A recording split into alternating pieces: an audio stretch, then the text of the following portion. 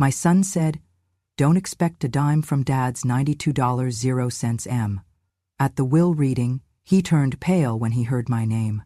"She's still breathing? Thought she'd be gone by now. Maybe we should check her pulse while reading."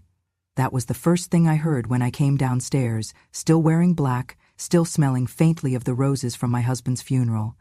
They had barely tossed the last shovel of earth before the family gathered back at the estate, not for mourning, not for memories, but for the feast and the fortune. The hallway buzzed with voices, laughter, and the soft thump of shoes marching through what used to be my sanctuary. I stood at the foot of the stairs, gripping the banister my husband once polished by hand, and watched them divide up my life like vultures around a carcass. "This one's mine." My grandson slapped a neon green sticky note onto the grandfather clock, then the leather armchair, then the cabinet with our wedding china. He moved like a man in a showroom, claiming prizes he hadn't earned. His sister pointed her phone at the wall, an app open with blueprints and measuring lines. "We'll remodel this once she's out," she said to no one in particular. "Spa room maybe, definitely better lighting." I kept standing there. No one offered a chair. No one paused. Instead, my daughter-in-law appeared with a tray of champagne flutes. "We're celebrating Dad's legacy," she said cheerfully. "He built an empire, and now we get to carry it forward." "And clean out the ghosts," someone muttered. Laughter erupted. My chair at the dining table was gone, replaced with a folding one dragged in from the garage. One leg wobbled, no cushion. They pointed me toward the mudroom instead. "You'll be more comfortable there, away from the noise." I sat in silence, facing a mop bucket and a broken broom, with a paper plate of dry chicken and overcooked potatoes. No one noticed. No one looked. From the other room, I could hear them. "This house smells like mothballs and death," said one voice. "Let's strip the wallpaper and gut the kitchen." My grandson peeled off a bright orange sticker and slapped it onto the sideboard beside me. "This one's mine," he said, grinning as if he'd won a prize at the fair. His sister walked in with her phone open, using some kind of room-scanning app. "We'll remodel this once she's out," she said, turning slowly in place. "Spa room, maybe, or a wine-tasting nook." They didn't whisper. They didn't even glance at me. I sat very still, holding my tea with two hands so it wouldn't shake. "Dad said she'd die before him," came another. "Guess that was his only mistake." "She built soup, he built an empire," someone added, and the laughter grew louder. "Let her rot with the memories," a cousin sneered. "She doesn't even know what year it is." "Can we keep her pension checks if we forward her mail for a bit?" my granddaughter joked. "God, she's half dead already," her brother said. "Let's just give her the garden shed and be done with it." I took a bite of cold chicken. It tasted like chalk. I swallowed it anyway. I didn't speak. I didn't argue. But I reached into my sweater pocket and felt the crisp edges of the document I had kept safe for years, a bank memorandum, signed and notarized, dated 15 years ago. It declared me as co-founder and early investor in the family trust. My name was there, inked in blue, not black, the kind of detail that matters in court. They didn't know, they never asked. Back then, when the company was drowning and bankruptcy loomed like a shadow, it wasn't lawyers or accountants that saved it. It was me. I sold every piece of heirloom jewelry I owned, my mother's emerald necklace, my wedding bangles, even the brooch I wore at our engagement party. I didn't tell anyone. I just wired the money and whispered to my husband, "Use it, but don't ever let them know it came from me." He didn't. Until now. I heard my son's voice in the next room. "We'll get the lake house. The boat's already under my name anyway."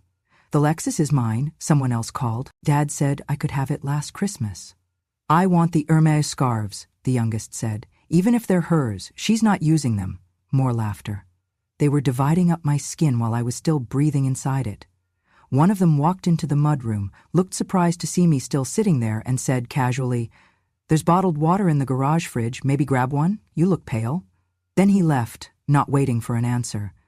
I stayed seated for another hour while they picked apart the art, the land, the memories. Someone even started dragging suitcases upstairs, claiming the master bedroom for the weekend. One of the girls asked if they could paint it pink. At some point, the champagne ran out and the music turned off. But the smell of greed still lingered, thicker than the dust on the drapes. I rose slowly, my knees ached. I steadied myself on the edge of the sink and looked out the small window above it. The roses my husband planted along the driveway were starting to wilt. No one had watered them in days. I wondered if anyone even noticed. I walked back into the house, not that anyone asked where I had been. My footsteps were light, like the ghost they believed I already was. But I was not done, not yet. I clutched the paper in my pocket, warm now from the heat of my palm. Let them drink, let them decorate, let them joke. The reading of the will was coming, and I had a pulse. A loud, steady, undeniable one. They look at me now like I'm a burden, a ghost, a shadow in their perfect story of success. But there's a chapter they erased because it didn't fit their version, the one where I saved everything and no one ever knew. 15 years ago, the company was crumbling. I remember the way my husband came home late, tie loosened, hands trembling, silence heavier than words. He didn't need to tell me. The bank had called. The numbers didn't lie. They were on the verge of losing everything, the clients, the contracts, even the house. We just need one deal, he said, eyes fixed on the fireplace like he could burn the shame out of himself.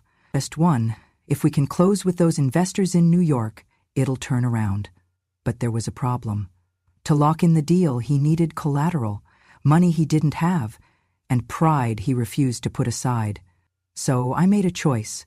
That night, while he slept, I took out the velvet box from the back of the drawer. Inside were the last pieces of my dowry, the diamond earrings from our wedding night, the emerald ring passed down from my mother, the heavy gold bangles I wore when I first came to this house as a bride.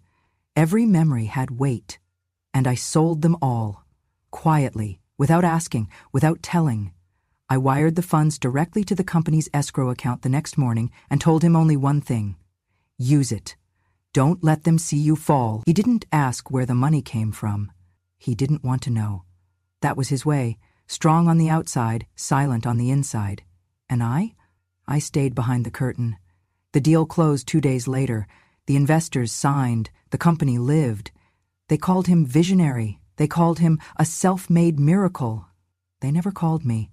But that wasn't the part that hurt the most. A month later, I saw the new branding materials.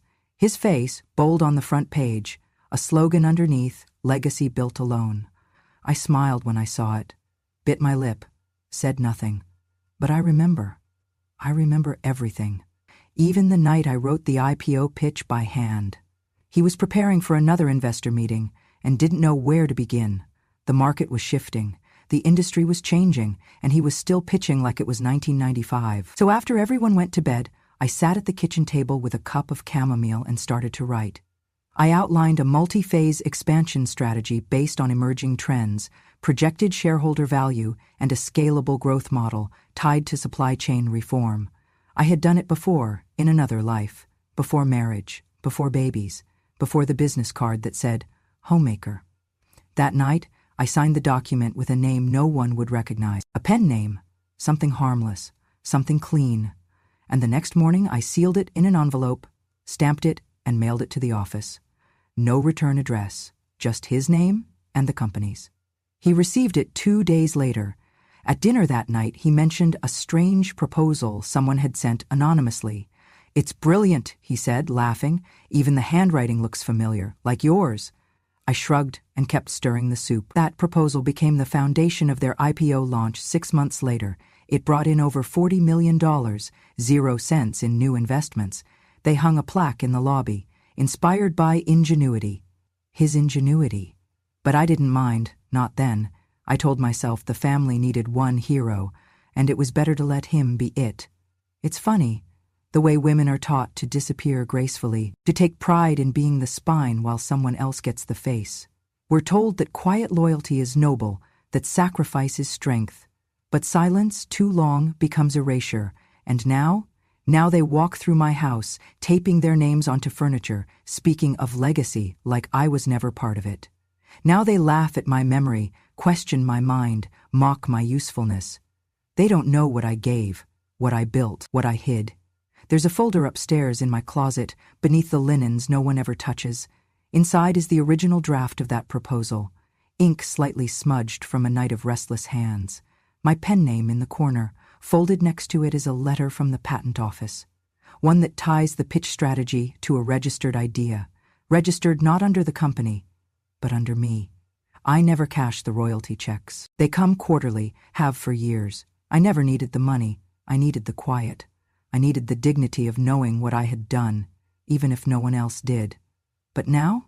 Now, they've drawn a line in the sand. They fed me shame. They stripped me of memory. They called me dead while I still breathed. So I've opened the folder again.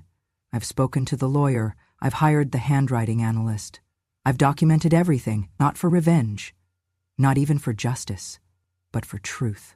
Because when they sit in that room and the will is read, and they hear my name tied not just to the trust, but to the legacy they thought was theirs alone, there will be silence.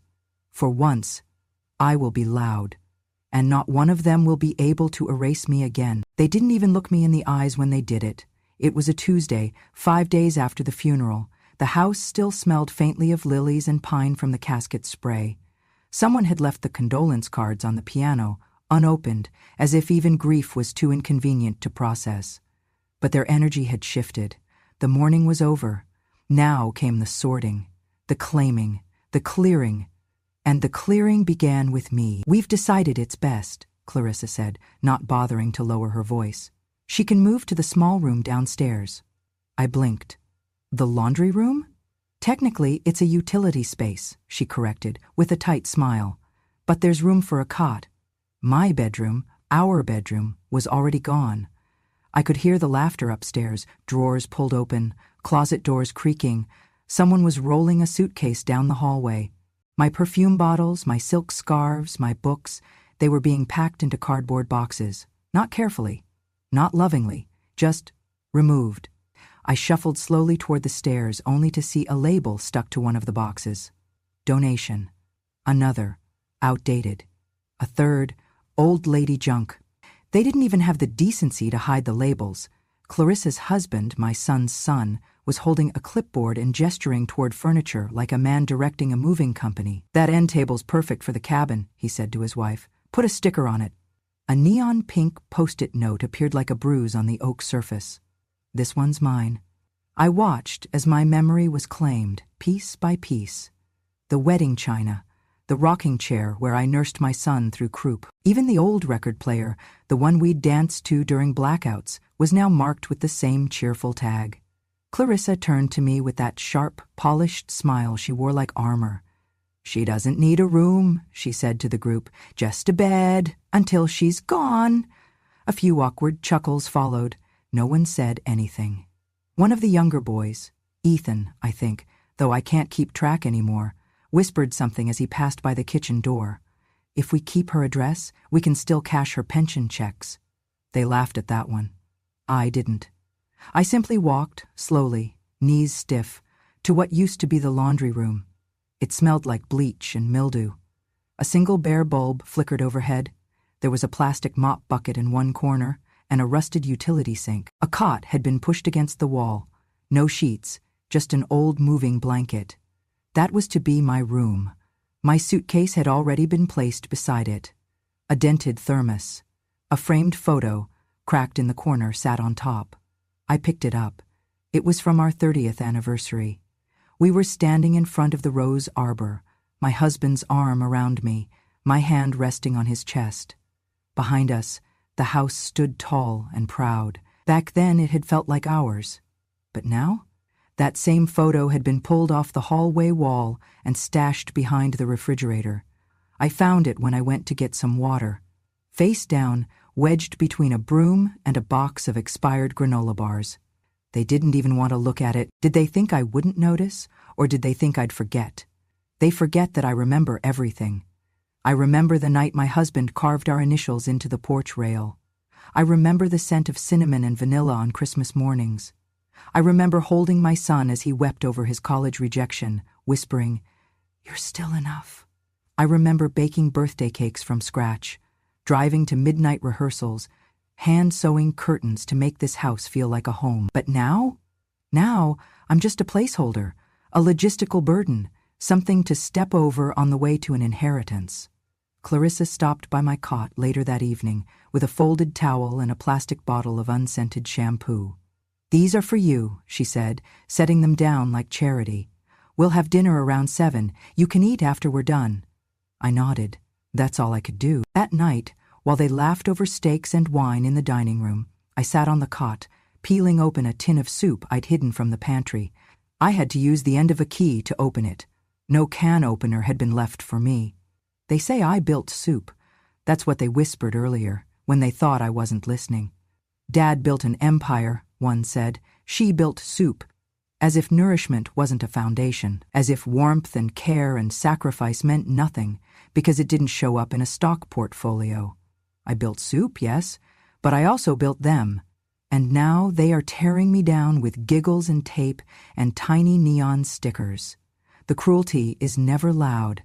It's quiet, surgical, polite, but it cuts just the same. Later, when the house went still, I returned to the fridge and carefully pulled the anniversary photo back into my hands. I wiped the dust off the glass. I pressed it to my chest. This was once my home. I was once the heart of it. They may think they've erased me, but they've only reminded me of what I once gave and what I can still take back. And tomorrow? Tomorrow the lawyer calls, and I will answer with the voice they forgot I had. It started with a folder. Old, worn, leather-bound. I kept it beneath the loose floorboard in the laundry room, now my bedroom, behind a crate of mop heads no one ever touched. Inside were things they never thought to ask about, because they never asked about me. The morning after they measured my room for spa conversion, I took the folder and walked 2 blocks in the cold to the payphone outside the pharmacy. They'd cut off my cell service by mistake, but I hadn't forgotten the number. When Mr. Alden picked up, I simply said, "It's time." He didn't ask what I meant. He just said, "Come in tomorrow." Mr. Alden had been my husband's lawyer for decades, but what they didn't know is he had also been mine, long before the marriage became a performance, long before I faded into wallpaper and casseroles. The next day, in his office, I laid out the documents one by one. First, the joint trust certificate. My name was right there beside my husband's, not as a witness, not as a dependent, as co-founder, co-executor. Then, the investment agreement from the First Savings Bank of California, dated 15 years ago. It clearly showed the deposit, my dowry, my mother's heirloom necklace, and the gold bangles from my wedding chest. I sold them all quietly when my husband's company faced collapse. The money bought him the merger that saved his firm. I never asked for credit. I only asked for him to survive it. Last, I slid forward a bundle of handwritten pages, yellowed with time, corners curled. Each one bore a familiar slant of cursive. "It's the original proposal," I said softly. "The model for the IPO." Mr. Alden's eyes narrowed. "You wrote this?" I shook my head. I sent it. I sent it with a pseudonym. He submitted it under his name. I remembered that night clearly. My husband had been pacing the den, a glass of scotch untouched on the mantel. His board had rejected every draft he'd shown them. I sat up in bed after he'd gone to sleep, pulled out a pad of paper, and wrote until dawn. By morning, my fingers were stained with ink. I never told him it was mine. I mailed it to our P.O. box with no return address. He presented it at the next board meeting as his own. They approved it unanimously. It made him $38 million, and I never said a word. Mr. Alden leaned closer. "May I?" He pulled out a file from his cabinet and removed a small envelope. Inside was another letter, typed, but signed L. Brightwood, the same pseudonym I'd used on the handwritten version. I watched as he compared the signature. "Do you still write like this?" he asked. I nodded. He called in a specialist that very afternoon, a handwriting analyst from Stanford. They spent 2 hours together, poring over loops and curves, pressure points and pauses. Later that week, the analyst sent a report. The letters were a match, 100% dot, and the original work contained intellectual property clauses. Copyright and authorship belonged to me. According to federal patent law, the idea, the framework for the IPO, was considered an invention. Because it had never been formally transferred and I could prove authorship, the royalty rights defaulted back to me. Millions, possibly more, depending on the duration of profit. All mine. Mr. Alden looked at me across the polished wood of his desk and said, "You understand what this means?" I nodded. "I don't want the money," I said. Not all of it. What do you want? I folded the letter back into the folder and stood. I want my voice back. And for the first time in months, I allowed myself to smile. A small, knowing smile that began in my chest and curled its way to my lips. They buried me while I was still thinking. They assumed quiet meant useless, that love meant absence, that motherhood meant surrender. They thought I'd faded like the wallpaper, but I was simply watching and remembering. I had not forgotten who I was. I was the girl who read contracts by candlelight while her husband slept, the woman who taught herself investment law with a borrowed library card, the mother who made soup, yes, but also decisions, smart ones.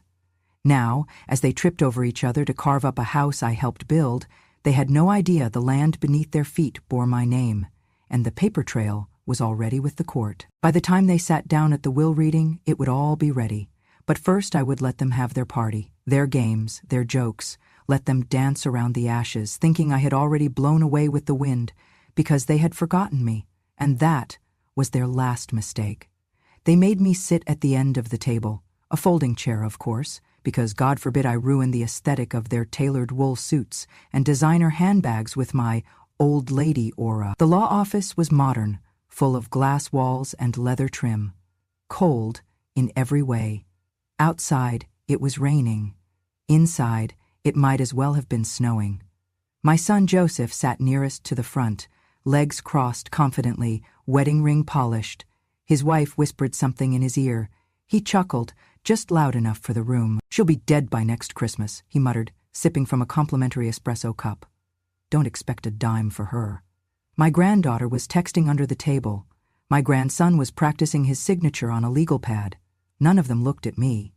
Mr. Alden walked in, briefcase in hand, and everyone straightened. He always carried the air of finality with him, a man whose voice usually meant the end of a question. "Thank you all for being here," he began. "Today we are here to execute the final wishes of Mr. Harold Brightwood, as stated in his legally binding revised will." No one noticed the slight emphasis on the word revised. A few folders were passed out, some pages were turned, and then Mr. Alden reached into his case and removed a small silver voice recorder. He clicked it on. My husband's voice filled the room, slower than I remembered, more tired, but clear, calm, measured. "If my son ever speaks ill of his mother," he said, "deduce $1 million per word." Silence. The breath left the room like a vacuum had been turned on. The voice continued, "You know how many he owes." There was a moment of stunned stillness, followed by the clack of a pen falling from Joseph's hand. "What the hell does that mean?" he asked, sitting forward. "That's not real. That's not in the—" Mr. Alden held up one hand and slid forward a printed transcript. The heading read, Exhibit A, Verified POTU Transcript, Home Security System, Kitchen 3 days after funeral. He turned the page. 1.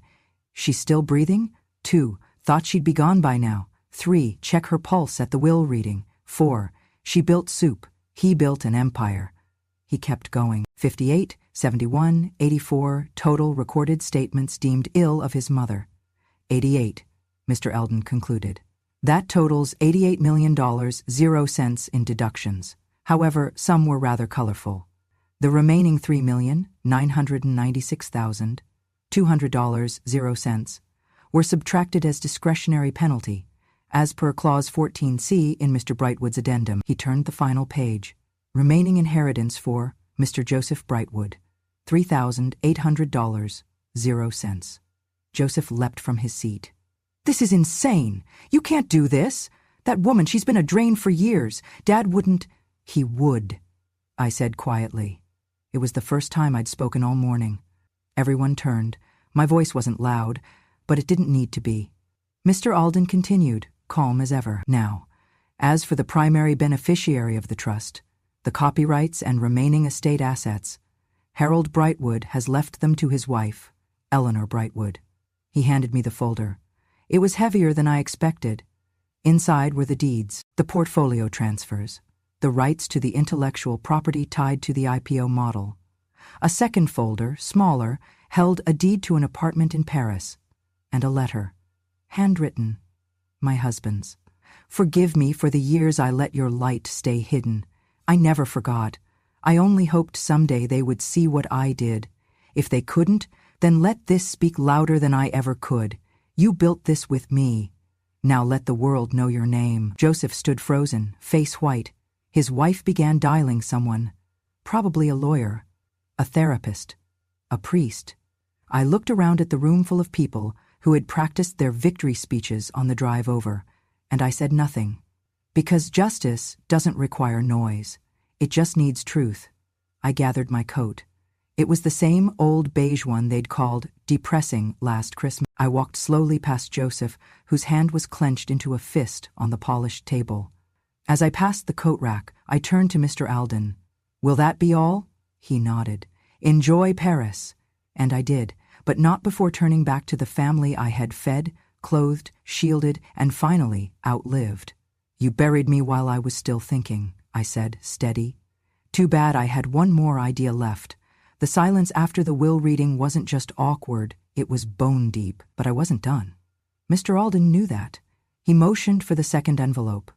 "This," he said, unfolding the packet with gloved care, "pertains to an intellectual property matter not previously disclosed to the family."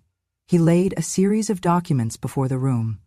15 years ago, shortly before Brightwood Industries avoided bankruptcy through a game-changing IPO strategy, an anonymous proposal was submitted by mail. The model presented in that proposal became the blueprint for the company's public offering. He turned to page 2.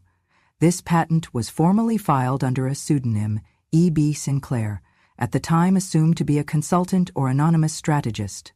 Joseph raised an eyebrow. "What does this have to do with anything? It was Dad's company, his plan." Mr. Alden calmly flipped to the third page.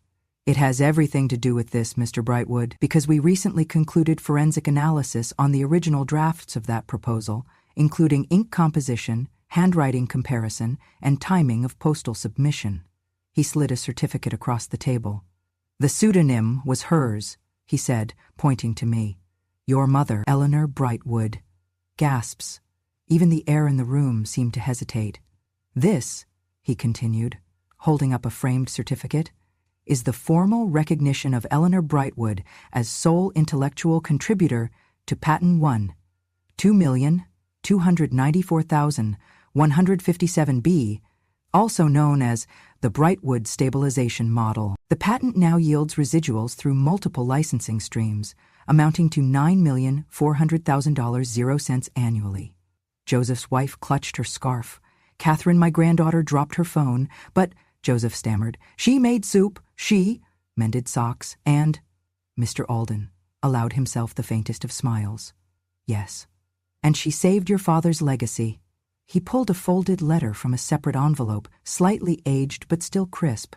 "Before his passing, Mr. Brightwood left this personal note, sealed and notarized." He cleared his throat and read aloud.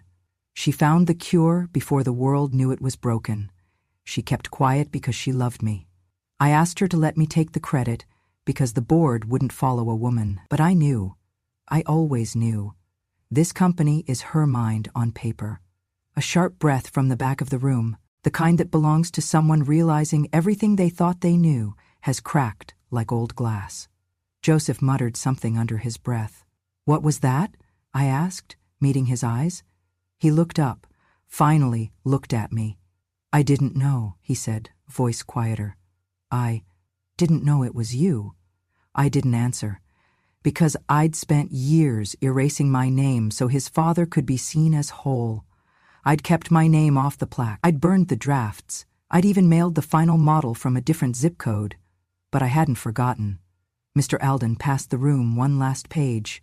A ledger of every quarterly payout the patent had earned since inception, all signed to a holding trust, untouched, waiting. "For you," he said, handing me a black folder with gold trim. "It's yours now." Catherine spoke up, her voice strangely small. "So we were living off her mind all along?" No one replied. They were all too busy staring at their reflections in the glass walls, wondering how they missed the most important mind in the house because it was wrapped in an apron. I stood. They didn't stop me. Not this time. "I drew the map," I said quietly, buttoning my coat, "and you all thought it appeared by accident." No one moved as I left. The same woman who'd once been dismissed as furniture, as fading wallpaper, had just reminded them that empires rise on the backs of women too smart to be seen and too strong to be erased. They were given 48 hours. That's what the letter said, signed by the executor, stamped by the court. A legal deadline for the ungrateful to vanish from the house they once trampled. By morning, the packing began. Boxes thudded down the hallway. Laughter, for once, was gone. Catherine didn't say a word. Her eyes were red, but her hands moved fast, sweeping jewelry into velvet cases that didn't belong to her anymore. Joseph tried, "Please, Mom." That's all he could manage before his voice broke. I looked at him, this man who once sat on my lap to read the cereal box, who used to hold my hand during storms, now reduced to a trembling shadow asking for a second chance. I didn't cry, I'd done enough of that. I simply said, "You spoke first." The will simply listened. He slumped back, as if the truth had struck him harder than any slap. Outside the kitchen, I heard his wife shrieking, "You're heartless! She's heartless!" I stepped into the doorway. "No," I said, "I gave you a house. You gave me hell." She opened her mouth again, but I was done giving her my ears. I walked through the home slowly, gently, as if reintroducing myself to something sacred. The hallway still smelled faintly of old lemons and sunlight, but it was no longer cluttered with arrogance. I passed by the guest room, now emptied of its spa room fantasies and Pinterest plans. The little sticker on the vanity mirror caught my eye. "This one's mine." I peeled it off, folded it once, and tossed it into the trash. Room by room, I gathered them all. The blue one on the antique dresser, the yellow one on the armchair with my husband's initials, even the green one on the silver frame of our wedding photo. "This one's mine," they had said. Not anymore. Not ever. Really. They just thought kindness was consent. In the dining room, where laughter once lived, I paused by the grand piano. Someone had placed a sticker there, too. I closed the lid gently. "That one was always his," I whispered, "and he gave it to no one." The house felt still, not empty, just clean, as though it had been holding its breath for too long and now could finally exhale. Outside, I stepped onto the back porch. The roses were gone, uprooted last summer for a wine-tasting corner, but the pomegranate tree still stood crooked beside the window, its roots stubborn, its bark split from too many summers. And there, near the base, was the little rose bush I'd planted when Joseph turned 5. Just one brittle stem remained. Thorns bare, leaves curled, forgotten. I knelt down, knees against the cool tile.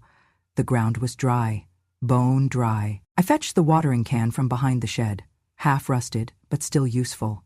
I poured slowly, listening to the soil drink. As the water sank in, I whispered, "We bloom again." Because we would. Not because they believed it, but because I never stopped tending the roots. The wind picked up then, brushing across the porch, carrying with it a strange silence, the kind that comes after a house has been reclaimed. This house wasn't haunted anymore. It was mine. I sold the house the following spring. Not out of anger, not for revenge, just because it no longer felt like mine. Some places collect too much noise, and no amount of dusting can quiet what's been said inside the walls. With the sale finalized, I moved into a small penthouse near the sea in Santa Barbara, the kind of place with wide windows, white curtains, and the hush of waves always just a breath away. No squeaky stairs, no whispers behind doors, no stickers claiming what never belonged to them. Just peace. And room for me to think, out loud this time. The royalties from the patent continued to arrive, steady and quiet, but I didn't need it, not all of it. So I started something new, a fund. A small foundation with a long name, Women Who Were Erased. It wasn't flashy. It didn't have a gala or a ribbon cutting. Just a bank account, a mission, and enough to offer scholarships, grants, and, above all, recognition to women who had built silently and been forgotten loudly. I knew what that felt like. I knew how much it hurt to whisper brilliance into someone else's spotlight, and I knew how good it felt to take that spotlight back. Outside my front door, I hung a wooden sign. It was hand-carved from the old oak tree my husband and I once planted together. I'd kept a piece when the storm split it years ago. The sign read, "This house was funded by a burden.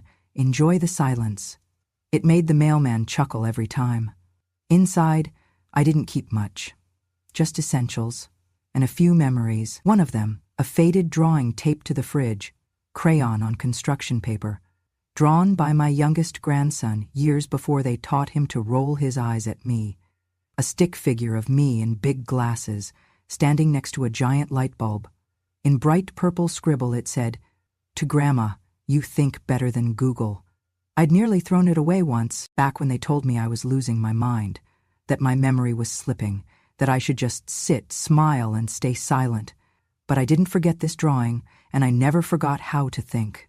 They had buried me in assumptions, old, tired, fading, irrelevant. But I wasn't any of those things. I was patient. I was watching. I was remembering what they wanted erased, and most importantly, I was still thinking because I never stopped. They thought I was fading, but I was just waiting for the right moment to think out loud. If you've ever felt overlooked, underestimated, or pushed aside, just remember, your story isn't over until you decide it is. She was more than a mother, more than a wife, more than a woman in the background. She was the mind that built the map, and when they erased her, she rewrote the ending. If this story moved you, imagine how many others are still waiting to be heard.